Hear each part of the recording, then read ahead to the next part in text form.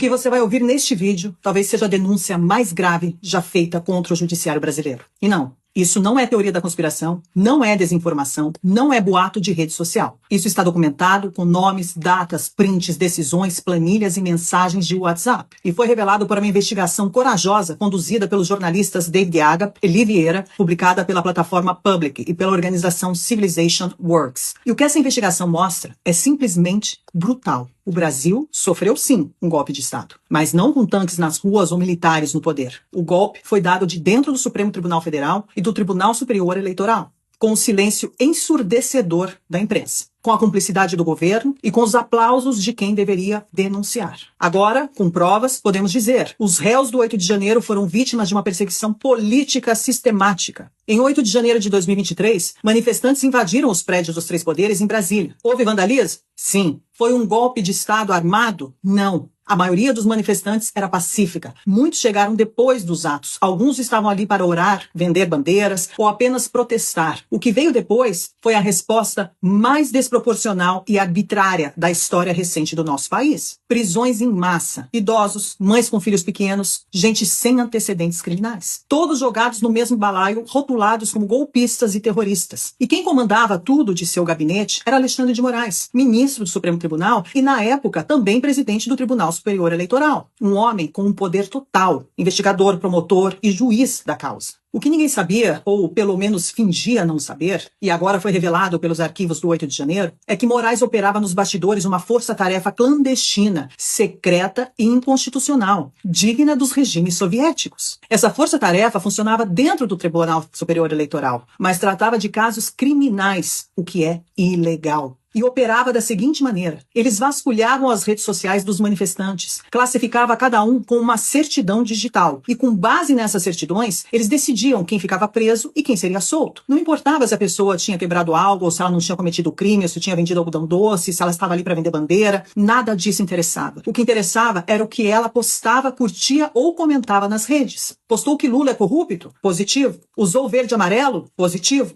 Compartilhou memes sobre as urnas eletrônicas? Positivo. Se a sua certidão era positiva, você continuava preso e ponto.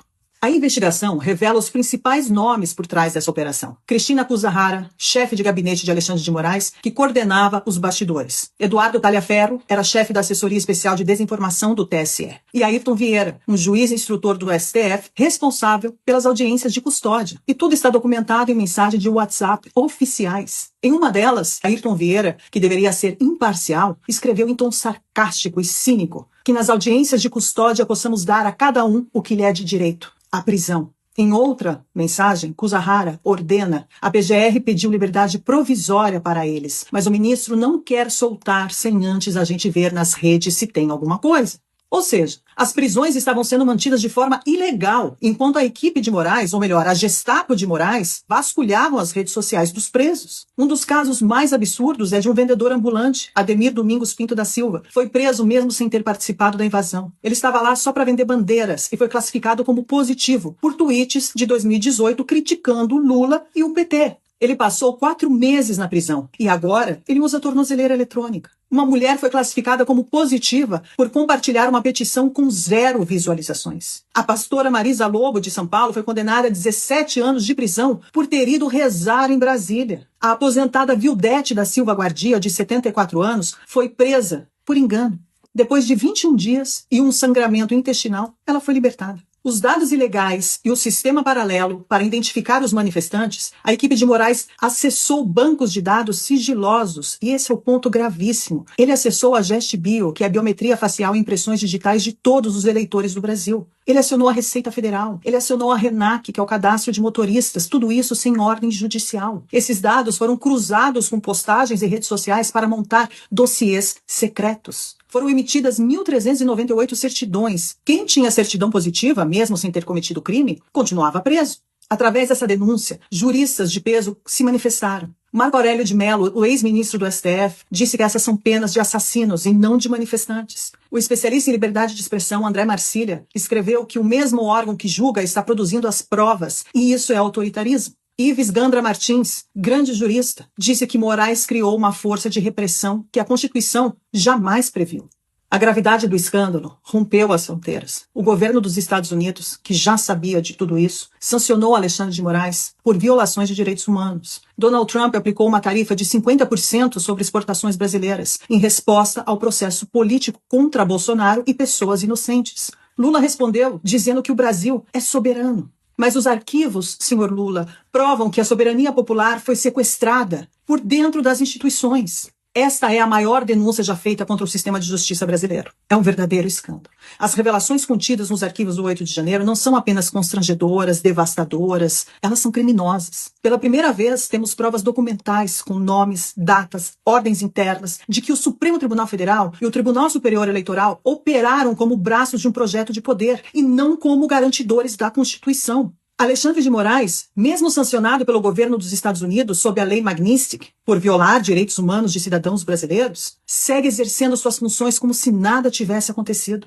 Não pediu afastamento, não foi investigado, não se explicou à nação. Pelo contrário, ele respondeu às denúncias com ainda mais autoritarismo. No dia seguinte, as manifestações massivas que tomaram as ruas do Brasil em dezenas de cidades, denunciando a escalada da censura, da repressão e do arbítrio judicial, Moraes decretou prisão domiciliar contra Jair Bolsonaro, sem novo fato, sem crime em flagrante, sem justificativa que se sustente à luz do direito. A reação imediata de um togado acuado não foi argumentar com provas, foi calar com tornozeleiras eletrônicas todos os seus opositores políticos. O verdadeiro golpe de Estado no Brasil não partiu das ruas, partiu dos gabinetes blindados das mais altas cortes da República. Um golpe sem armas, mas com algoritmos, sem tanques, mas com biometria facial, planilhas e hashtags invadidas e manipuladas. Um golpe que substituiu o devido processo legal por grupos de WhatsApp secretos, que usou a máquina do Estado para punir quem ousou expressar opinião contrária ao regime vigente. E que agora, diante da exposição pública dos seus métodos, dobra a aposta,